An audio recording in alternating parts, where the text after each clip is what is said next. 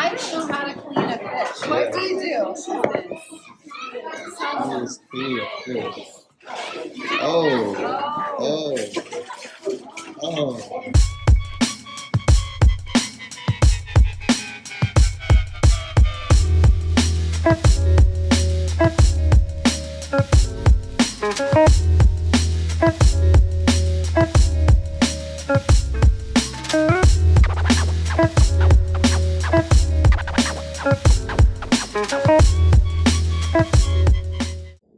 What's going on, folks? It's D White, founder of JustBlackThoughts.com, and I'm one Black Male Educator. Just giving you my thoughts.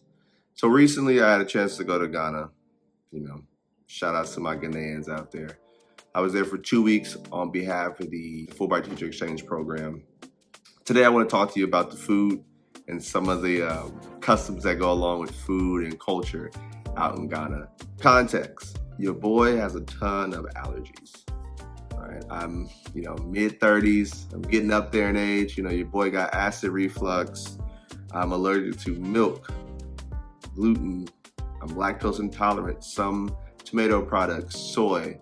All that to say is when I travel anywhere outside of my apartment in Oakland and my mother's house, I'm very cautious and careful about what I put in my body because I just don't know if I'll have access to a bathroom, if I'll have access to certain medications. So I don't take those chances, let's be honest. And my students out there, they know I can't digest everything. Sorry, that's just my life right now. It's been my life for the last lifetime. Food in Ghana, very colorful. As far as the appearance, colorful. There's a lot of soups and stews.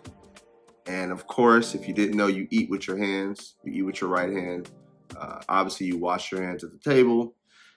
You don't do anything with your left hand. It is disrespectful to shake a hand with the left hand, and that's most places in the world.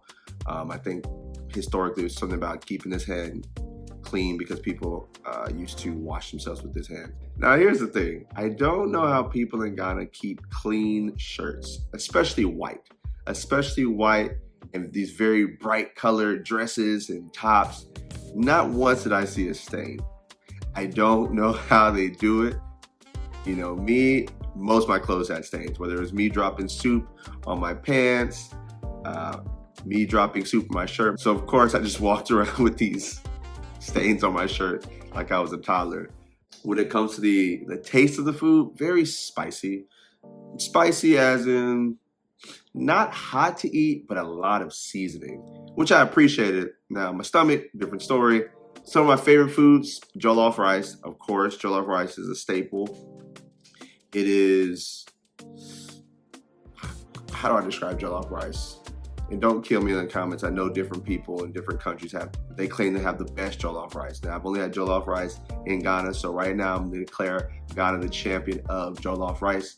I had it maybe 8 days straight. I was there for two weeks, about 14, 15 days, I want to say, in Ghana, and I ate jollof rice max 9 out of the 14, 15 days. So I feel like I got a different taste and I got to experience a variety of jollof rice. It's just a staple. It's something you just get with every meal, unless you're doing a soup or a stew, and that involves kinky, which is again a dough that you use to pick up the food. Fufu. Some of this stuff is made from plantains and cassava roots. I love the fact that the meals are really hearty. I'm from Texas, so I'm used to, big meals where people get the itis and just lay it down. Similarly, in Ghana, the food is very comforting. It's very hearty. It's almost like eating barbecue every day. So, for my little stomach, I could only eat maybe 1.5 times a day, that being a big meal for lunch and then a small dinner, which just may be snacks. And they hooked us up. Everywhere I went, we had bomb food. Everywhere we went, everybody hooked us up with the fufu, the kinky, the fish. I never had a bad meal. Here's the tragic part. Just like when you go to your friend's house, whether that be your Latinx friends, your Jewish homies, when people serve you, just like my grandma, aunt back in the day when we had visitors, when people serve you and you're a guest, they want to watch you eat. And I just got really nervous because I was saying to myself, I cannot eat all of this. They fill your plate. They want to make sure you get a healthy portion of the food. They want to see if you like it. And they're going to ask you, you like it? Do you like it? I'm all for it. I love the hospitality. I'm a Southerner. I know Southern hospitality very well. It's just that I could not eat everything because of my allergies, because I was full, and my stomach did not cooperate every day. But you take one for the team. You do it out of the love and respect for the culture, because these people are opening their doors to you and opening their kitchens to you. So you do what you gotta do. I don't recommend that for everybody, but we had subalu, which is kind of a fruit ordeal. It's like purple. And then there was this chocolate malt. So it was like drinking a Tootsie Roll. I know that can sound gross to you, but it was actually not bad. I don't think I can just drink that all the time, but if you need a little sugar rush, just take a sip of it. Now, what was also fascinating, in addition to keeping white at the table, was even with long nails, the women had no problems eating.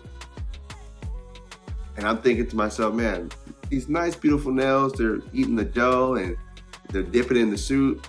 Nope, did not faze anybody. I sat there in awe and I was like, well, respect.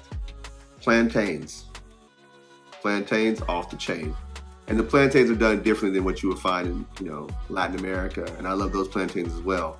But the plantains in Ghana, on point. If you want to know the big so what, as I tell my students, like why does this all matter to you? I just love the fact that we all came together. We all got to see eye to eye. It felt like a family. I don't know if kids nowadays get to eat with their families and have that family time at the dinner table with no devices, no TV on. I grew up with that. We're at the round table, no matter how your day was, no matter what your attitude level was like, you come to that table, you tell people about your day, you have eye-to-eye conversations, and it's just a bonding time. And so I felt that in Ghana for sure. Every time we ate, we did it family style. Now, we didn't share food. You got your own food because, your hand touched your own food, that's yours.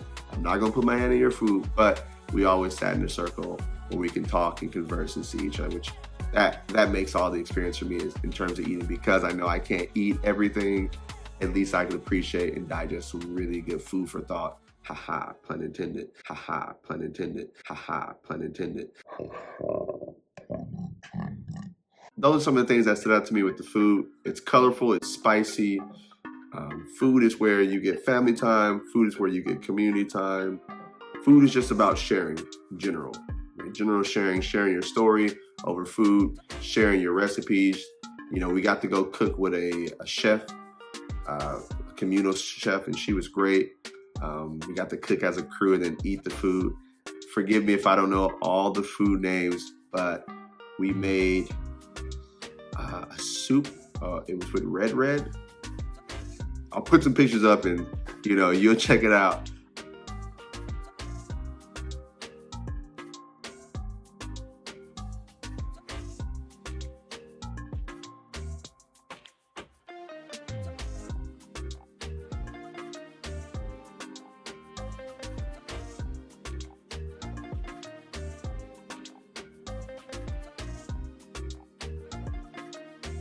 I just wanted to share that experience with the food. I was really grateful to have this Fulbright experience in Ghana.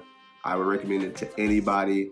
If you go to the IREX website, I think it's irex.org, or if you type in Fulbright Teacher Exchange, a really dope program to get educators connected globally. So I'm D. White. Enjoy it. Leave me a like, leave me a comment, and peace.